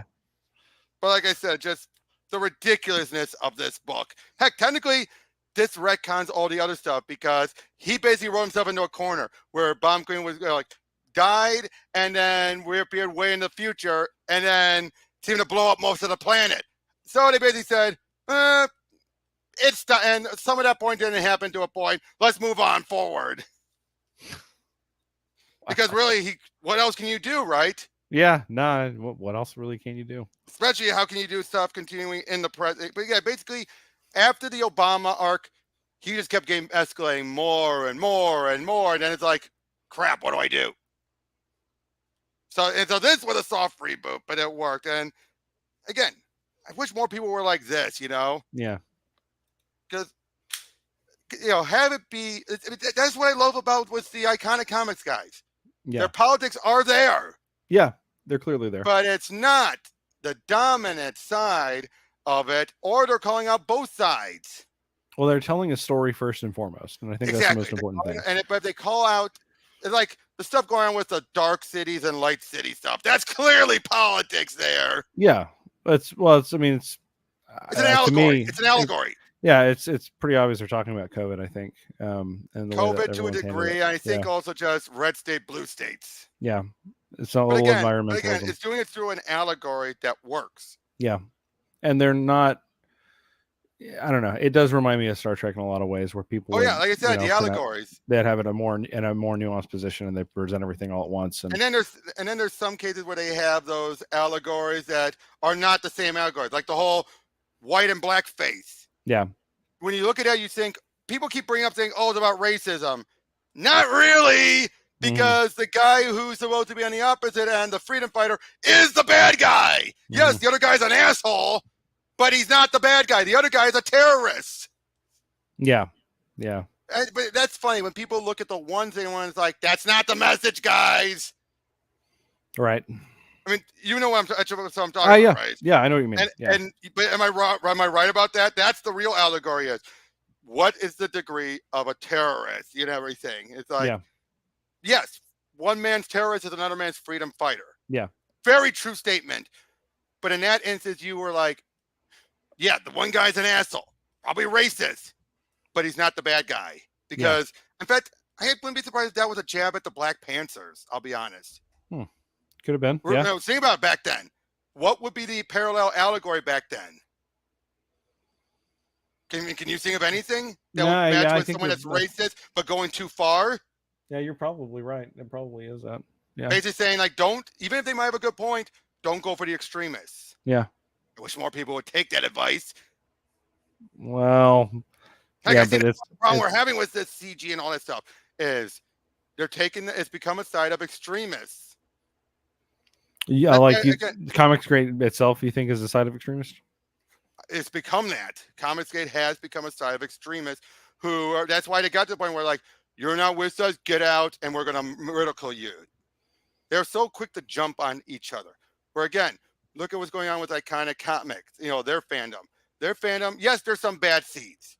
Nowhere near as many as on Comicsgate's side. Nowhere near as many people making bad, doing bad takes. There are some, yes, but most of those get called out. Bad takes as far as like about their opponent's work, or no. When they take jabs at, like I have seen like attacking fans. No, not attacking fans. Like, here's what I'm saying. I have seen one or two cases of people who are fans of Iconic Comics who take jabs at those who are saying, I'm still a fan of the CG work, but there's not that many. That's what I'm saying. A few bad seeds, but those don't represent the majority. You know what I'm saying? Because I have seen one or two, but they're like random people here and there, not the reoccurring people. Okay. Whereas now I know people would say, "Oh, CG is now." It's like most of the vocal people are the bad seeds, guys. That's the difference.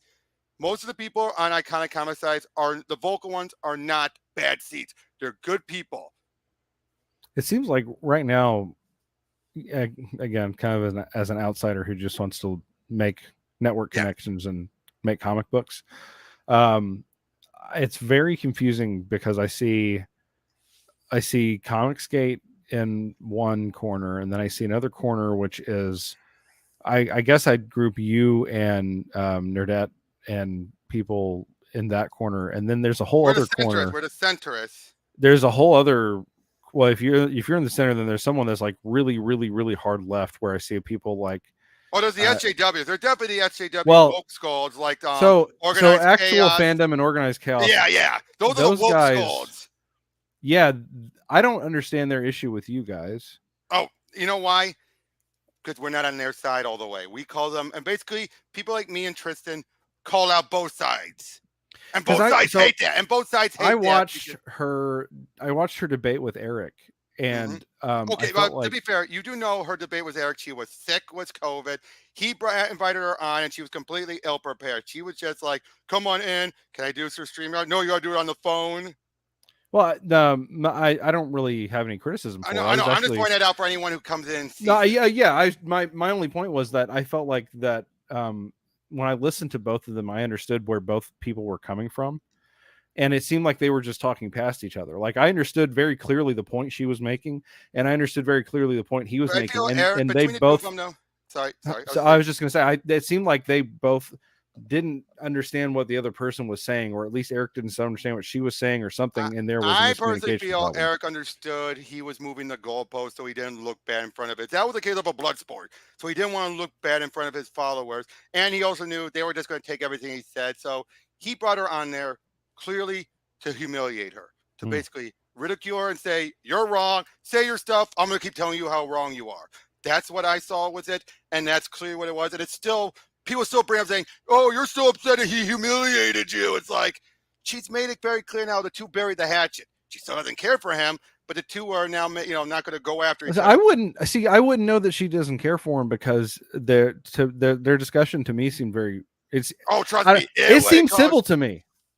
trust me, there are still people of his followers to this day who keep saying you're upset that he humiliated you. You lost that debate. And basically they use that to dismiss her points, constantly saying, you lost to Eric. Your points don't matter. Shut up, bitch.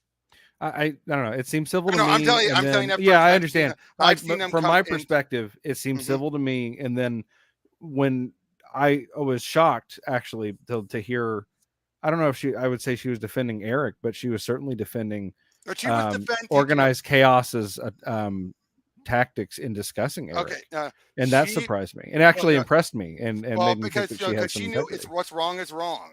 That's Yeah. how people like me and Tris are. Like I said, we both equally call out both sides. It's just the other side doesn't, opposite side we're calling out Yeah. doesn't like it when their side is called out. So they're basically like, why are you always calling them out and calling us out, not them? It's like, I call them out too when they're being idiots. You guys are the ones currently being the idiots. Do you think that so Iconic and Eric July and Comicsgate, I don't really think that they're aligned. Do you think they're aligned in any capacity? Eric and CG are closer aligned. Iconic, definitely not. Iconic is its own thing. There might be a few people who have some similar viewpoints, but most of them are like, I don't even care anymore about comics. And I'm not going to, some might still bash comics, but they don't make it their regular thing. It's not their content, in other words. Exactly. Whereas CG and Eric both share that. The only difference there is the success of the head people. In the case of with CG, unfortunately, because of Ethan making this any example, you have so many people with delayed books, feeling like, oh, just sit on it, keep making money until it comes out, and then of course many of the books are so late or whatever, and they're not even worth it. Whereas Eric at least puts his money he has much more of a organization. So I would say Eric is in between Iconic and CG, but closer to CG. Yeah. And as far as viewpoints, like he's similar Iconic when it comes to actually making the books. Yeah. But in viewpoints and tactics, in other regards, he's closer to CG. Yeah. Yeah. His content seems a lot closer, especially because he does talk about mainstream stuff more. Even though he said, like Ethan, they say, I don't read it, so they're just giving his viewpoint from an outsider, but they act like it's a factual statement. Mostly what I don't watch a lot of his mainstream coverage, but when I see it pop up, it looks like it's mostly talking about like from a I want to say views or a financial standpoint. Like he seems to talk about like projected gains or losses from. But even then, a lot of times he's just making up from his own observation. A lot of times when you see it, like he's saying this is going to happen, and then it doesn't happen, and then he just doesn't bring it up. Not always, but a lot of times that's how it goes. That's how he and Ethan both have something similar in that regard, where they'll say something. If it goes the way they want, they'll keep bringing it up. If it doesn't go that route, they just let it fade away. Like, look at what happened with, and I'm not saying Eric did this, but look what happened to stuff with Prey. In fact, I would say this, a lot of these anti-SJW channels have really banked wrong on a lot of their claims more and more. They somewhat got right with He-Man to a degree. I still argue that because they were going to hate it no matter what. And but that was the case where with He-Man, I still say this, they were wrong, but there was just enough rightness in there that they keep saying, oh, Confidge was 100% right when they weren't. If you actually look at what their claims were, they would move the goalposts to say, oh, they were right still. When it's like, no, you said Tila was going to be a lesbian. She was going to become He-Man. He-Man was going to step aside, as in literally, you ladies do it. And I was like, oh, he died. Yeah, he stepped aside. That's not stepping aside. Oh, she's with that one girl. They're close friends. They're not lesbians. She still loves Adam. You know what I mean? That's the case where, but unfortunately, they built up a whole year. They were never going to listen. But then you see some of the hypocrisy, like with what was that one based on League of Legends? Arcane. Jinx. What? Arcane? Yeah. Look at that one. That is so woke. But because it came out of nowhere, there was no prepping themselves up like getting like, yes, this is going to suck. It's going to be woke. None of that. They took it at face value and just ignored any woke signs. They did not go in there looking for wokeness. Well, it didn't. I've heard nothing except praise Oh, about the I know, quality of it. but that's Right? but if you actually I really didn't look watch at it, it, but oh, but yeah. if you actually do look at it, you can see stuff that's clearly would be called woke if they were actually getting hyped up for it, calling it woke. Like if they, like He-Man, had insider leaks and everything, they would have gone prep saying, it's gonna suck, guys, it's gonna suck, go and rate us hate it. And then look at what happened with Mario. Oh, Peach, it's gonna be woke, and then it came out, hey, we love it. Yeah, everyone. No one could actually. It seemed like no one could really figure out what they wanted to think But about there it. were so many Everyone, people who were doubling down on yeah, a saying lot like of people thought that because it or showed Prey. Look at Prey. Peach, getting like a fire flower or whatever. That Or look at Prey. yeah. Prey with the same thing. Look how many times when it first came out, it's saying, "Oh, it woke, it sucked," and then they quickly shut up when they realized it was actually good. I mean, I still have issues with Prey. I don't like it that she still looks perfectly, not banged up at all after it when all the other men have been. I did not like that, but for the most part, I love Prey. I thought Prey perfectly matched with the other Predator movies. I didn't go see it, but not because of any. Most of the time when I don't go see stuff, it's because I've lost faith in the franchise because of previously awful Let me writing. guess, because of the Predator. Trust me, I felt the same way. But Predators wasn't great, and then Predators, though, I still feel it was okay. Step. It was the next logical step, if you ask me. Yeah, it was okay. The Predator, bullshit. But I was just like, Prey, trust me, Prey does redeem it. I did a whole movie marathon. I was ready to drop everything. I'm just like, but my friend and I went and we decided to watch. We gone this far. Let's go watch Prey. And we're like, faith restored. Nice.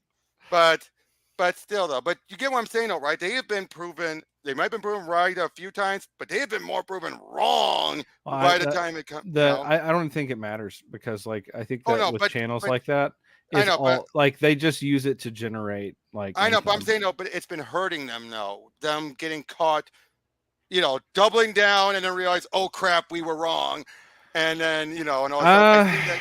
Has it? I mean, I wish it has, but it seems like they're not slowing down as far as they're not slowing down. Like hate but I do content. know though, there's been more people who aren't taking them seriously anymore. That's like fair, you have to be a diehard on their side to stick through with them. Oh look, man, Kathleen Kennedy's going to be fired any day now. Okay. Sure. Any day now. Sure. Oh yeah, you have an example like that. How many people have now left because they were so fed up of that constant repetition? I'm sorry, that has reached QAnon level conspiracy nutsoid. Yeah. I'm sorry, the Kathleen's going to be fired is parallel to QAnon by now. It's how zealot these people still believe it. Am I wrong? I don't know. I'm trying to figure out which one is actually more absurd. I don't know. QAnon's quieted down at least. Yeah. I don't hear much from QAnon anymore. You still hear so much about that, so maybe the Kathleen's going to be fired some as well. Yeah. It's probably. Like these people, a lot of people making statements don't get Hollywood. Like they keep saying, like, the Warner Brothers, the current guy owning it. Oh, I know who you're talking about, but I can't think of his name either. It's a weird name, yeah. But he's basically like, oh, he's going to change the comics. He wasn't going to touch it. Anyone who knew comics, really knew comics, knew he wasn't going to touch it. Yeah, he doesn't care. But you have people saying, oh, he's going to fix it. James Gunn's going to fix it. It's like, guys, no. Now, I still think DC is still being handled better than Marvel. Marvel needs a shakeup because everyone is just like, they don't care anymore. At least at DC, you still have people who do care for the most part. There's still been some duds, but for the most part, you still have better editorial. You have better and keeping a leash on their writers. You're talking about the comics or the films? The comics. Comics, yeah. Yeah, the comics. James Gunn wouldn't have anything to do with the comics, would he? No, but that's what these guys still keep claiming. Like he's gonna really? People say that? Oh, they were saying that. They were saying Zack Snyder was going to do it. Oh. God. Okay, where do you stand on the Snyder stuff? Oh, I think he's a hack. Oh, I won't go that far. But I will say this: I do think his cult worship him to its disturbing degree. I think he lives up his own ass. I think that he thinks that he is a visionary. And he proved that at SnyderCon or whatever. And and don't get me wrong, like I was happy that the Snyder cut came out Oh yeah, because there were fans that wanted to see it. And I so wanted to see it, and it yeah, was the better movie. It yeah, was the give better movie. I don't know if I don't know that I would agree with that. Okay, But I'm maybe not. Okay, but maybe I'm not to a degree. I'm I would say glad that. it exists because I'm glad. people wanted to see it. I would say So I prefer I'm glad that they Superman. got to see it. I prefer Superman in the Whedon cut. He's better written in the He's Whedon better cut. witten, and he's actually comes off like some of those moments feel right out of He the feels like comics. Superman. He feels like exactly. I'm a big Superman fan. Yeah. Hadn't I, noticed. I am a huge Superman fan, and that's one thing that always pissed me off about the Snyder stuff. Was like, especially when people saying this is how Superman should be. Bullshit. Now I'm Now, not one of those who says no. truth. What's so funny about True Justice in the American Way is the definitive Superman story. It is a keystone. It's a great story. But I would say this. You know what's always my preferred? I feel it's like the best Superman story you should give someone, and it's not All Star. It's up and away. Really? The Jeff Johns, Kurt Busiek written stuff. Yeah. Perfect story. Shows everything you need about Superman in there, and it's like Lois at her best, Clark at his best, Lex at his best, and Superman at his best. Yes, they say Clark and Superman both separately because they are. Well, yeah, they are. Yeah. Yeah, but and it's one of the best stories ever that I would say to give someone. And while there's some continuity needed, for the most part, it's explained in there. You just give it to them and say, just remember, Lois and Clark are married. That's all you really need to have going into it. Yeah. And, but it's just, Zach had, I say this, it's a mixture of Zach's up his own ass, but also Warner Brothers mishandling. Well, yeah. I mean, there's a lot of stuff. If I wanted to do what I wanted to do, and someone gave me a blank checkbook to just do it, yeah, I'd probably just do whatever I wanted to do. It's also the messing handling with it. And now, but at the same time, no, I don't like it when you have some of the Snyder calls say it was all Warner Bros. Fault. And if they let Snyder have complete, like, no, Snyder didn't get the characters. No, he does not. He does not get the fundamentally doesn't understand. He thinks they're all Batman. If he wrote it, he fundamentally doesn't understand writing, and he doesn't understand the characters. Look at Sucker Punch. Right? Look at Sucker Punch. That's one of the few movies where he actually wrote in it. But yeah, I mean, like his Superman, especially when he's like, "Wake up," that's it's like, oh, screw you, when he's saying stuff about like being in a dream. It's like sometimes I wonder if that was made by Manchester Black. Does it feel like that? I feel like he has the same mindset of Manchester Black. Yeah, well, it feels like Manchester Black. It's like his ideology is what wins. That's what I'm saying. That's exactly. It feels like Zach subscribes to Manchester Black's ideology. Yeah, it's like, oh, well, what was Superman supposed to do? Let Zod kill him? I don't know. Maybe he could fly up, push his head down, just fly up, cover his hand, fly him into space. Yeah, like why couldn't you do blow them out of the way? You could do. I mean, look, I will say this. I don't blame Zach for Man of Steel because he was just a director. He did not have much of the input like everyone else. That was mostly Nolan and Goyer. Zach was involved to a degree, so I do not give him complaints for that. But it's everything after Man of Steel. Yeah, but especially Paul Kent infuriated me. Oh, dude, yeah. What do I have to do? Let him die? Maybe. Oh, maybe. Of course. That's that bit. Like, that's what you want to tell your impressionable son when you're teaching him about morality. And I've seen cases of that scene where it was done better. You know what would have saved that one? There's one line that could have fixed it. Maybe. I don't know. Yeah. That one line would have saved it. Wouldn't you agree? It's like he could have just said, "I don't know." Yeah, but if you had it, even if you could have had him said maybe, like, I'm not sure or I don't know, because basically it would add doubt to the maybe. Yeah. Anything would now, have been better. There's only one bit with John Kent that I do love, and that was, of course, "You are my son." Yeah. That's the one bit, but even that was taken from Jeff Johns. Yeah. Yeah. From Secret Origins. Yeah, it's not like that was not like that was his. Oh, geez. And then, it's just. But yeah, but of course, but I would say it's the bigger problem is that they went too big for the first movie. Yeah. How do you like this? The stakes were the planet, and like going from the planet to what? Now, the only case of someone who could do something similar but would have worked was Brainiac, because he just focused on Metropolis. Yeah. And even then, he's bottling it. You could put it right back there when it's all done. It's not going to be leveled or anything. Maybe a bit singed or damaged, depending on which version of Brainiac you go with. But for the most part, hey, it's okay. Yeah. But other than that, though, they should have kept it small. Yeah. Absolutely. They went agree. too big, and it's basically it's comparable to. Okay, did you know there was an edict that the Superman creative teams had in the comics where they said we can't have Superman take over the world. The moment you do that, you can't put that genie back in the bottle. I did not know that. And the Superman animated series proved that. When he got corrupted by Darkseid and brainwashed by Darkseid and attacked, Justice League played off of that, made it very clear. He basically beforehand Superman was at 100% approval by everyone across the world. Yeah. After that, 90% permanently. It was never going to go beyond 90%. Yeah. Because he did something that you couldn't take back. Yeah. Similar thing. That was a similar thing here. You start off right away with something way too big that you couldn't come back from. Yeah. Yeah. And that's why I am having so much faith in James Gunn. He's going to set up the world and everything. And now there are people saying, "Oh, but and people were bitching about putting too many characters in there." It's like, no, you idiots. He's going to organically have them exist in the world. There's a difference between having them exist and having them be the main plot point. Yeah. There's a big difference. It's like, look at what happened in Arkham Knight. You had just in Batman's and Bruce Wayne's office. You could have that tape, listen to the tape where you're Lex Luthor. You hear Cassie Kane all talking in there.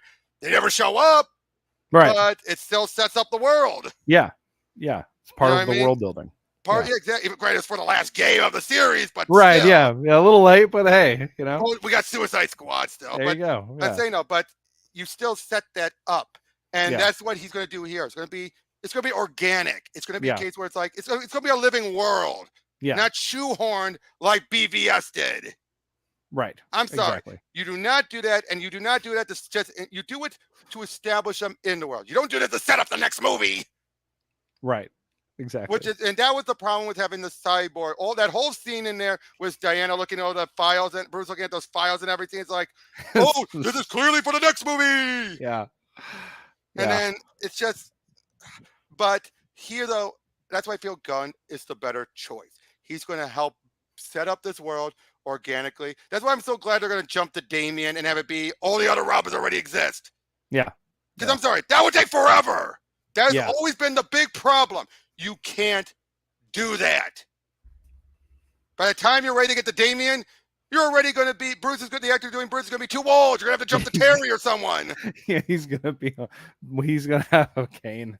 He's going to have and all that stuff. So at least here, a bat scooter. Yeah, at least here you're jumping to that point, but you're not going too far like the Affleck Batman, where he's already in the Dark Knight Return setting because Snyder was already wanting him to tank and he's blowing up cars. And he was already and he was already like, oh, he's gonna die to redeem himself. Yeah. Clearly, Snyder had that in mind. Yeah. And I'm sorry. Clearly. I'm sorry. The fact that he thought, oh, let's have the Amazons be related to the Kryptonians, and I was like, what made you think that was a good idea? I'm sorry. That's one of the dumbest ideas. Yeah. Well, I think it was a parade of bad ideas from and of course, Doomsday is a mixture of Zod and human DNA.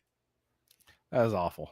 That was awful, and just so much. Now, the stuff having Darkseid be the League's first villain, clearly they took that from New 52. Yeah. Clearly, but that was a bad thing. That was probably.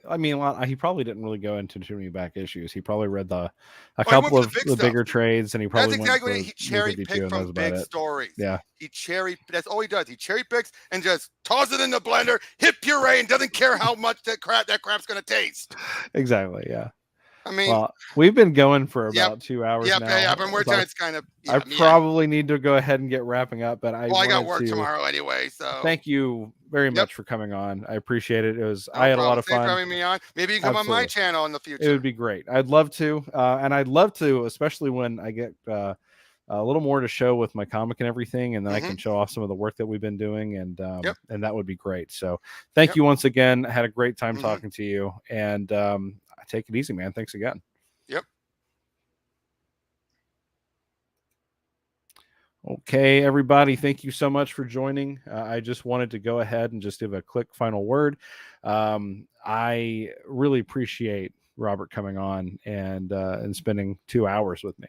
Wow, on my first stream. Um, I don't have anything against EVS. I don't have anything against JDA. I don't have anything against Eric July or Nerdet or anyone that was named here, and certainly not against Robert. And I want to just be kind of a positive content creator. So being able to give Robert a chance to kind of vent and get that off his chest, I think is valuable. I think it's good to give him a chance to say something to anyone who actually tuned in, because it was a little unfair the way that he was treated, I think. But I don't have anything against Ethan. I don't know the guy. I don't know any of these people. I have not sat down with them and had a conversation. I just see stuff on Twitter and YouTube, and it makes me think that maybe a lot of the stuff that we see is just what Eric would call high siding. People who are just trying to get attention for attention's sake. Like I said with Robert, it kind of comes across like IBS, and you kind of have to pick fights with people to generate content. I don't want to do that. I want to have fun. And tonight I had fun with Robert, and I appreciate him coming on. And I want to keep doing that and just talking about comics and talking about cool stuff.